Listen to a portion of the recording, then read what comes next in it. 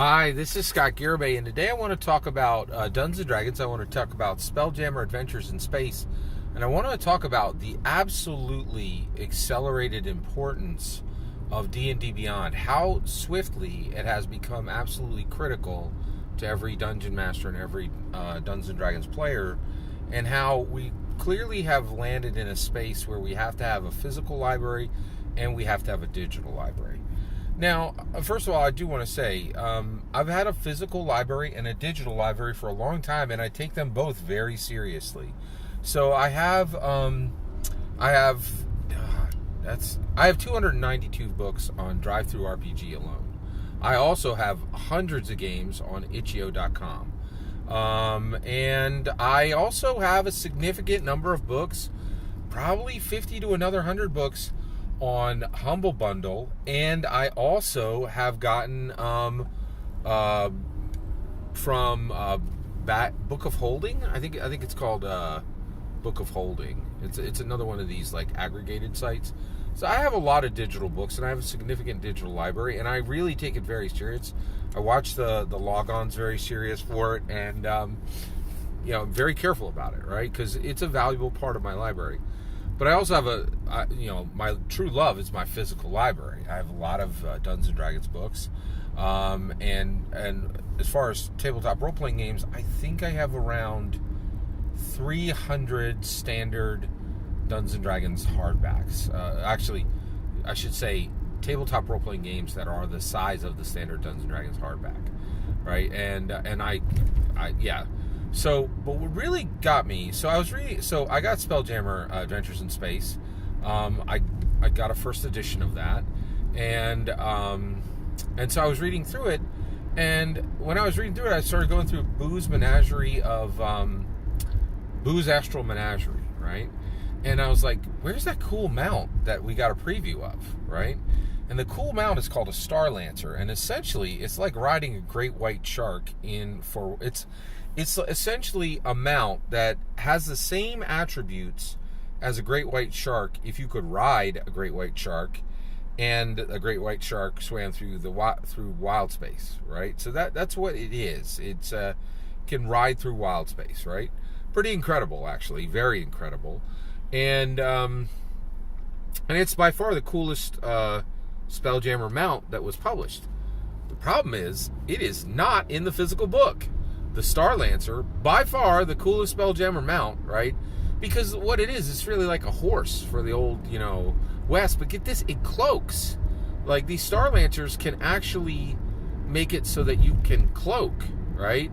So, and it's an amazing mount, right? And I was just blown away with it. And it has this amazing art. And just so you're aware, you can get, I don't know if you can get it now for free, but they gave it away for free on D&D Beyond, right? But the thing that really blew me away is they gave out a Spelljammer guide that is on D&D Beyond, and I thought they were just previewing material that would be in Boo's Astral Menagerie, and that's not the case. There are monsters in the free Spelljammer monster preview guide, right, that are not in the physical book. And so what really has astounded me is within literally 18 months, D&D Beyond has become pretty much invaluable if you play active Dungeons & Dragons. If you're playing active Dungeons & Dragons, D&D Beyond, first of all, it's free to get an account, right? And if you get that account, you can just go there every day. They have a wide array of... If you just have the free account, you have access to the basic rules, right? And I would say half of all the questions that you're going to ask about Dungeons & Dragons can be answered with the free content on D&D Beyond, right? So it's an incredible value for free, right? And I don't have a subscription. I do get... I'm very fortunate to get some material from a good friend of mine, and it's very interesting. So I was really interested. It was very interesting to see how all this, kind of played out. But at this point, what really blows me away is we have absolutely arrived in a world where you have to have a D&D Beyond account, and that happened within 18 months. So one, I think Wizards of the Coast knew where they were heading with the purchase of D&D Beyond, and started to move content there. And now some of the best monsters or some of the best Magic items are going to be in D&D Beyond, and may not be in any physical book at all, right? Now, we're nowhere near the point where you would not be purchasing a physical book. However, we have definitely arrived at the point where we really have very much arrived at the point where you pretty much have to have a D&D Beyond account. And if you choose not to, your Dungeons & Dragons experience is going to be significantly inhibited. And I have to say also, I actually have a PHB at my table, and I keep a library PHB at my table. I take it out for 9 weeks, I return it for a week, and then I get it again.